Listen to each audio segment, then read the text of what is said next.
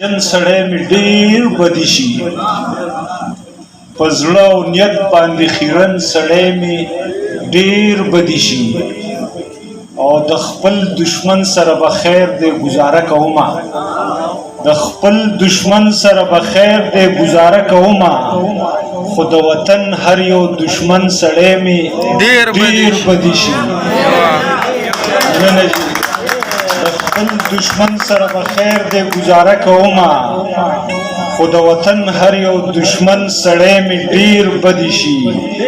او په قول و فعل کې تضاد اړو زغملی نشم په قول و فعل کې تضاد اړو زغملی نشم قسم په خدای چې برک چوپن سړی مې ډېر بدي شي په قول و فعل کې تضاد اړو زغملی نشم قسم په خدای چې برک چوپن سړی مې ډېر بدي شي او ما د رښتیاو سره مینه په رښتیا کړې ده ما د رښتیاو سره مینه په رښتیا کړې ده صادقه ځکه دروغجن سړی مې ډېر بدي شي واه ډېر ښه نظم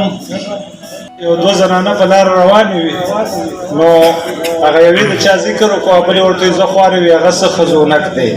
نو ما چې دا خزونک دومره ښکلې ټکې دی او زمونږ په شاعرۍ کې ولې نشته دا غزل خو ورپسې بیا وروسته وشو دا پوره غزل دی ما دې څلور شعرونه راواغسته نو هغه داسې دی چې درنه مینه سپکوي ښکلی مې سپک نه لګي چې درنه مینه سپکوي ښکلی مې سپک نه لګي هر څه مې لګي خو اشنا مې خزونک نه لګي او دا یو څو شعرونه چې میخونه د بڼو مې په زړه ټک وهي جانانه قافیه ده میخونه د بڼو مې په زړه ټک وهي جانانه ستا سترګې ظالمانې خو سټک وهي جانانه او دا روزي دي کونډې دي کلندې دي نه پوهېږم دا روزي دي کونډې دي کلندې دي نه پوهېږم زړه ولي که زړه ځان په سراچک وخي جانانا حد دی دا روزي دي کونډې دي کلندې دي نه پوهېږم زړه ولي که زړه ځان په لراچک وهي جانانا او هوای ښکته پورته کې ولول شي بیا خورې شي هوای ښکته پورته کې ولول شي بیا خورې شي دا زلفې دې چورلک خوري که چورلک وهي جانانه او ته ګوره سام دې هم را باندې دومره زورور دی ته ګوره سام دې هم را باندې دومره زورور دی چې کله راښکاره شي زړه مې ترک وهي جانانه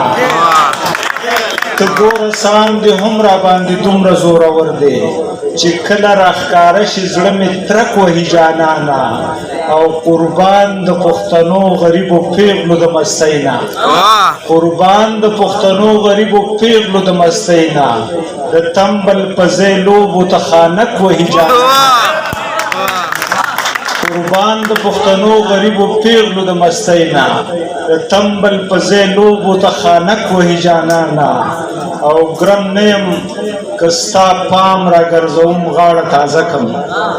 ګرم نه یم که ستا پام را ګرځوم غاړه تازه کم اوس ښکلو پسې هر سړی شپېلک وهي جانانه او ته لاړې د ګلاب سپرلو سره دیره شوې ته لاړې د ګلاب سپرلو سره دیره شوې صادق دې په سارا انډک سندک وهي جانانه